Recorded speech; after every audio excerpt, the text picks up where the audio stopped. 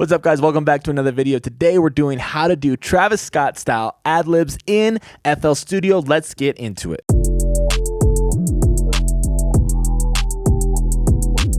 Okay, so today we're going to be going over how to do the It's Lit, Travis Scott, psychedelic, super vibey ad-libs. So a couple other artists do it. Travis Scott, definitely famous for it with the straight up, It's Lit.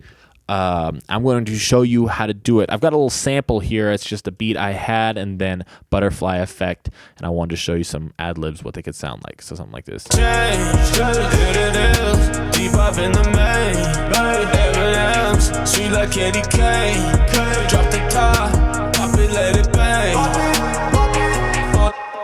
Not bad. Okay, so this is the stack. One thing you'll need is some sort of auto-tune. You can use Pitcher from FL Studio, but it's not super good. But I love Waves Tune Real Time. That's a really affordable auto-tune plugin, and that's what I use here. Everything else is totally stock, so everyone should be able to follow along with this. So I'm going to go ahead, go to File, Default, and now let's see what we got. We're going to start from scratch. For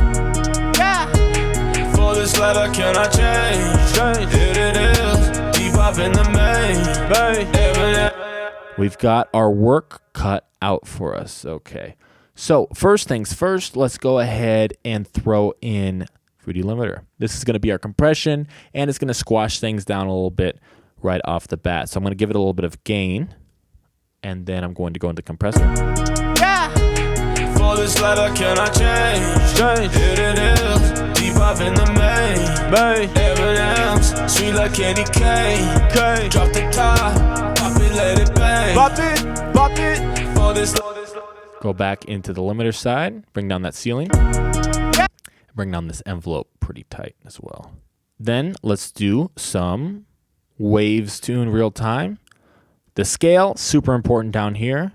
On whatever tune you're using, don't leave it in chromatic. I know this is D sharp minor. The speed, bring that all the way down. Note transition all the way down. You can leave tolerance off and off there, and correction 100%. If you're using Pitcher, you'll turn that retune speed to fast. All right, and then next thing is going to be a little bit of distortion to get a little bit of grit. That's going to be fast distortion here. And just leave it as it is. Turn that mix right around to 9 o'clock there. All right, now we need a little bit of modulation. So let's go into Fruity Chorus. I'm just going to leave the stock preset as it is. And now let's see what we got so far. For this letter, can I change? It is deep up in the main. So it's sounding thick, but it's not super vibey yet. We got to get some wetness on it. How do we do that? First off, we're going to go to Delay 3, Fruity Delay 3. Leave most of these settings the same. Delay time, turn that down to half, right there at 2. Stereo offset, put it right about 3 o'clock. Feedback you can leave. Turn that cutoff right down to the middle. Resonance up a little bit. Turn it to bandpass there. I'm going to turn the output down on the wetness a little bit.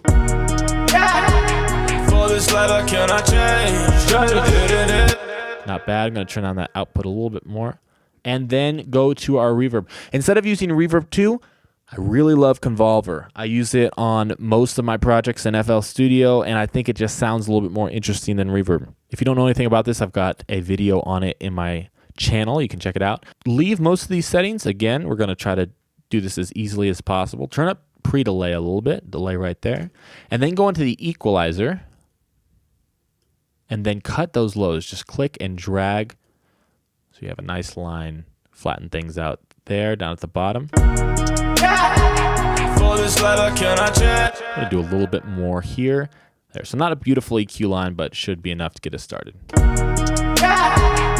this letter, can I change? It is deep up in the main.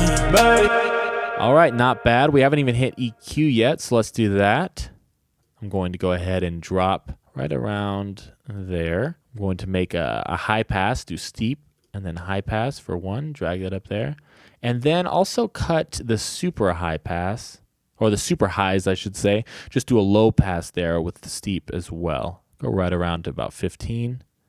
Just cuts out some of that airiness and gives it a separation from the main. The cool thing about this is, you know, you've got your main vocals kind of in your face, but you want the ad-libs out in space. The way you're going to do that is give it the perception of being farther away by cutting out some of those lows and cutting out just a little bit of those highs too. For